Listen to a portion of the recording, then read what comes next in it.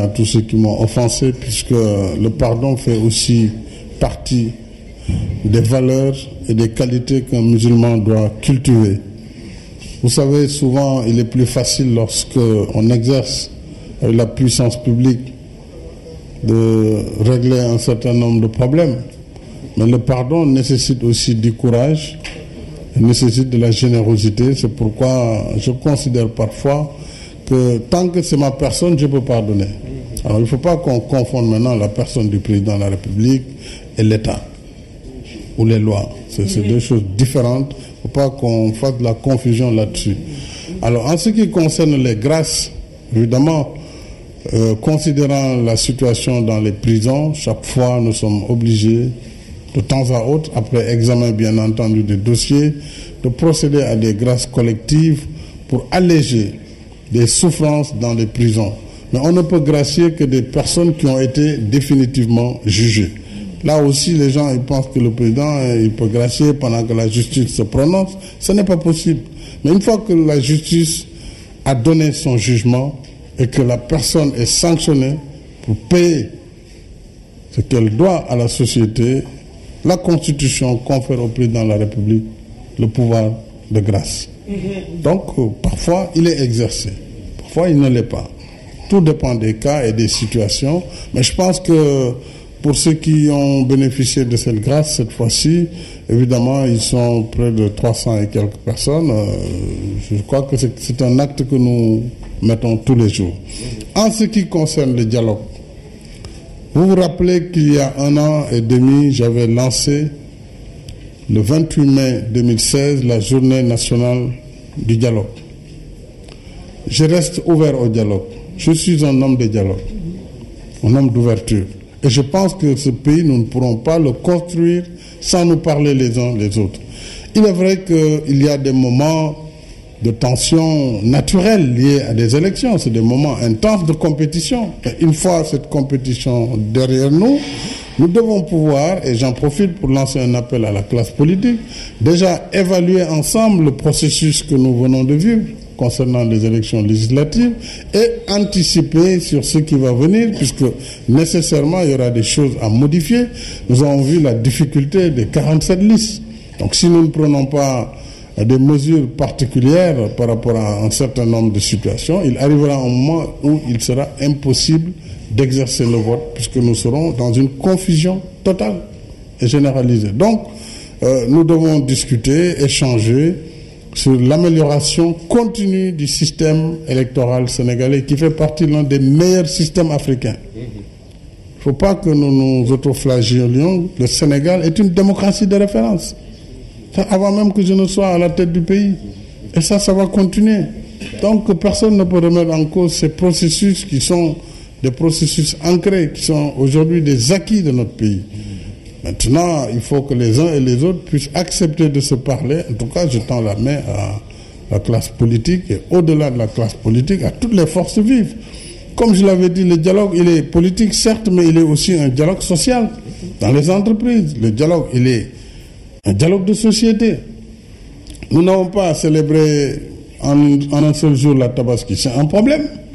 Donc là aussi, il y a nécessité à dialoguer entre les différentes communautés et obédiences religieuses pour mettre ensemble toutes les connaissances, toutes les pratiques et voir comment nous pouvons éviter que dans un même pays qu'il y ait 2 Tabaski ou 2 prières. Parce que sinon, il arrivera un moment où chacun fera ce que bon lui semble. Ça va être un peu comme l'inflation sur les listes. Chacun pourra dire, moi je prie tel jour, et puis ce n'est pas dans l'intérêt de l'islam, ce n'est pas dans l'intérêt de notre société.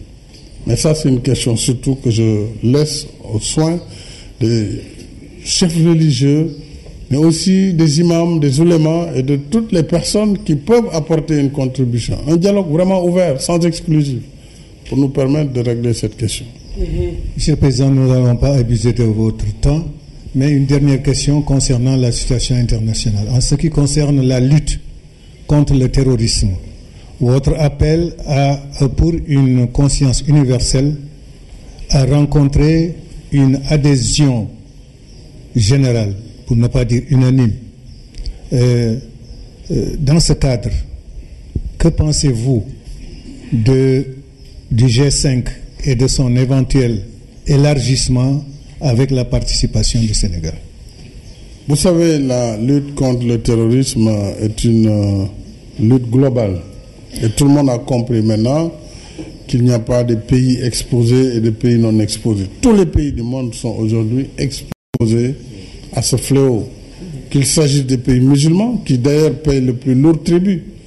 Le plus lourd tribut est payé par les pays musulmans. Mais aussi qu'il s'agisse des pays d'obédience non musulmane, pays européens, américains, etc., asiatiques, tout le monde souffre.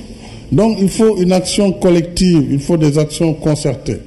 Le Sahel aujourd'hui est un ventre mou parce que les conséquences d'autres conflits ont fait que les gens ont convergé vers nos terres et vers nos cieux pour y développer ces activités criminelles et pour lesquelles les États doivent faire face, mais au-delà des États, les citoyens, puisque c'est une lutte que tout le monde doit partager, puisque l'information, la sensibilisation, le renseignement sont encore plus importants que les aspects combat contre le terrorisme, mais aussi tout ce qui doit être fait au plan de la théologie, au plan de l'enseignement religieux pour éviter la radicalisation. Le G5 Sahel est une organisation de la sous-région que nous saluons. Il s'agit de pays qui sont en tout cas sur la ligne de front ou qui sont même dans l'épicentre de ce fléau des temps modernes. Et donc 5 pays se sont réunis pour justement apporter des réponses.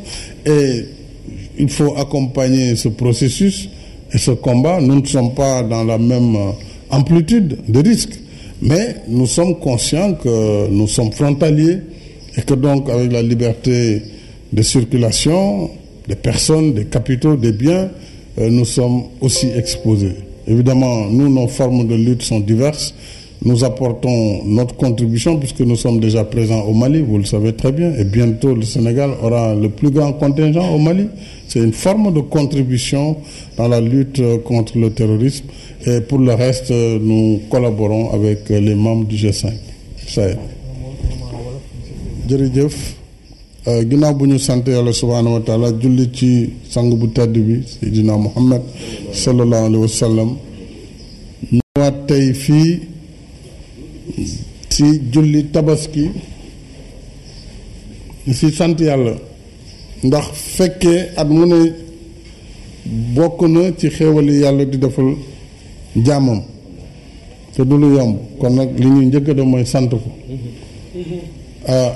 sant it waa réew mi yëpp ballu ñëpp àq te di bal ñëpp àq ndax bésu balante àq la bésu julli la te imaam Alioune Samb mu ngi fàttali li waraloon suñu borom sant yonentu yàlla Ibrahima mu def sacrifice bi nga xam ne moo waral tey ñuy rendi xar yi te loolu yëpp day wane ne doomu aadama dafa war a delloo boppam ci yàlla réew mi nag ñun ñoo ko bokk te it benn bopp la kenn du ko xar ñaar dañ koy faral di wax loolu li muy wund mooy ginnaaw xëccoo ginnaaw bëre nit ñi nañu war a toogaat waxtaan ci li nga xam ne ñoo ko bokk ndax di waxtaan ci lu yeggseegul mooy tax bu yeggsee ñu mën ko jàll sans jafe-jafe Sénégal nag yàlla moo fi def mbaax yàlla moo fi def jàmm jooju dañ ko war a suuxat dañ ko war a dundal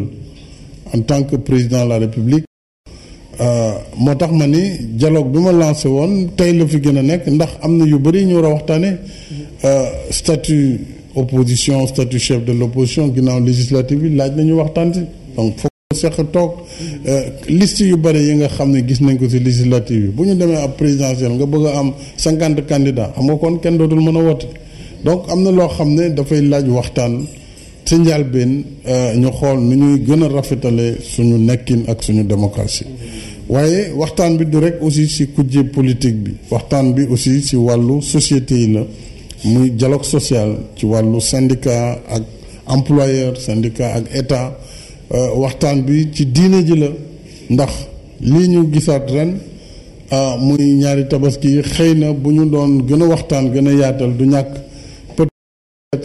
ñu gën a am convergence maanaam di déggandoo daal ci bés bi nga xam ne ñëpp war nañ ko mën a julli ndax loolu mooy li gën ci réew mi mooy li gën ci jullit yi waaye nag comme mbirum interprétation la te ku nekk dafay jàpp ne moom moo yor dëgg kon loolu damay ñaan rek ñi nga xam ne ñooy borom xam-xam yi te jàng ci mbir moomu ñu fexe ak li fi nekk muy commission Croissant Lunettes te nga xam këru diine yi ñoo fa yónnee ay représentants ñu boole si yeneen jullit yi fi nekk parce que am na yeneen jullit yoo xam ne ñu ngi fii ñu mel nu jamaatu Ibaadu Rahman ñu mel nu waa Alfala ak yeneen i xeetu obédience ñëpp daal waxtaan échanger wu xëy na du ñàkk bu loolu amee te ñu am solution boo xam ne buñ ci jógee Sénégal dina ci mën a law bu doon lu état di décider dañu jël décret mu jeex ne tey la julli ñëpp dem julli bés boobu waaye du mbiru état donc defoon tey ñu dal ci président léegi nag dictature ñëw na dugg fi génn fi kon mbiru julli di la